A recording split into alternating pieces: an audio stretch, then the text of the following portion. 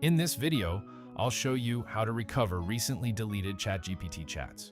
So, let's get started. Before we begin, it's important to understand the difference between archived chats and deleted chats. Archived chats are simply hidden and can be restored at any time, while deleted chats are permanently removed.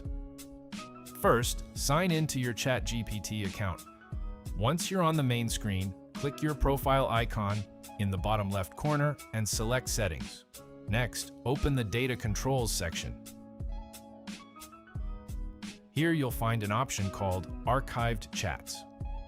Click Manage to view all of your archived conversations.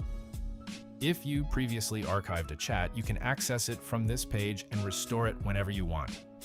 However, if you deleted a chat by clicking the three-dot menu and selecting Delete, that conversation is permanently removed and cannot be recovered.